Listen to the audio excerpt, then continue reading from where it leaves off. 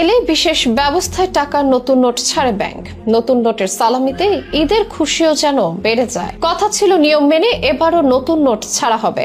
আগামী 19 মার্চ থেকে 5, 20 ও 50 টাকার নতুন নোট বাজারে ছাড়া হবে বলে জানিয়েছিল বাংলাদেশ ব্যাংক। তবে সে সিদ্ধান্ত থেকে সরে এলো সরকার। ফলে এবারের পবিত্র ঈদ উল ফিতরে মিলবে না নতুন নোট। মূলত নতুন নোটেও বঙ্গবন্ধুর ছবি থাকাতেই নাকি বদলাতে হলো সিদ্ধান্ত। এ নিয়ে অনেকেই আপত্তি জানিয়েছে। ফলে এমন পরিস্থিতি সামাল দিতে ঈদের নতুন নোট বিতরণ কার্যক্রম স্থগিত করার জন্য ব্যাংকগুলোকে চিঠি দিয়েছে বাংলাদেশ ব্যাংক। প্রশ্ন থেকে যায়, এতদিন পর এসেও নতুন নোটে মুজিবের ছবি কেন? মুজিবের ছবি সরিয়ে ঈদের জন্য নোট ইস্যু করা হলো না কেন? সেসব প্রশ্নের উত্তর খুঁজবো আমাদের বিশেষ এই আয়োজনে।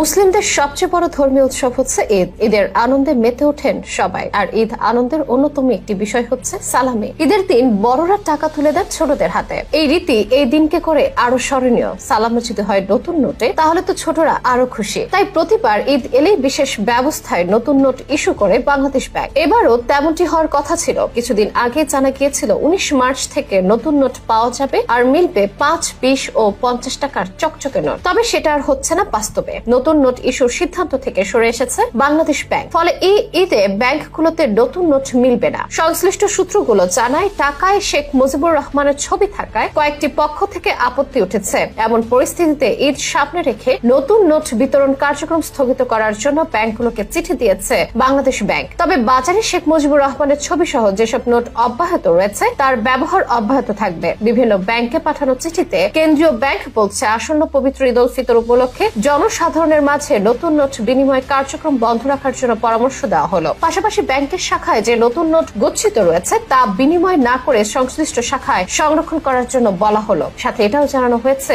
সাধারণ জনগণের মতোই বাংলাদেশ ব্যাংকের কর্মকর্তারাও নতুন নোট পাবেন না। এই ঘটনায় নানা প্রশ্ন জমা হয়েছে অনেকের মনে। সরকার বদল হয়েছে 7 মাসেরও বেশি। পরিবর্তন করা হয়েছে শেখ পরিবারের সদস্যদের নামে গড়ে তোলা বিশ্ববিদ্যালয় সহ দেশের অর্ধশতাধিক স্থাপনার নাম। ভেঙে ফেলা হয়েছে ধানমন্ডি 32 নম্বরের বাড়িটি। ভেঙে গুড়িয়ে দেওয়া হয়েছে তার অসংখ্য ভাস্কর্য ও মুরাল। তবে এখনো দেশের সবকটি নোট ও স্মারক মুদ্রায় শোভা পাচ্ছে শেখ মুজিবুর রহমানের ছবি। এটি বদলে ফেলার নিয়ম করা হয়েছে, তাও কয়েক মাস হয়ে গেল। তবুও কেন ঈদের জন্য ইস্যু করা নতুন নোটে মুজিবের ছবি রাখা হলো, সে প্রশ্ন অনেকের। তবে এ ব্যাপারে বাংলাদেশ ব্যাংকের মুখপাত্র এবং নির্বাহী পরিচালক আরিফ হোসেন খান বলেন, কেন্দ্রীয় ব্যাংকের হাতে এই মুহূর্তে বিপুল পরিমাণ ছাপানো নোট রয়েছে। ছাপানো এই নোটগুলো বাতিল করলে বিপুল অঙ্কের অর্থের অপচয় হয়। আমরা এই অপচয় করতে যাচ্ছি না। এজন্য আগে ছাপানো নোটগুলো ঈদ উল ফিতর উপলক্ষে বাজারে ছাড়ার সিদ্ধান্ত নেওয়া হয়েছে। যদিও এ নিয়ে সমালোচনার মুখে সরে আসা হলো সে সিদ্ধান্ত থেকে। জানিয়ে দেওয়া হলো, অন্যান্য বারের মতো এবার আর নতুন নোট মিলবে না। সাথে এটাও জানা গেছে,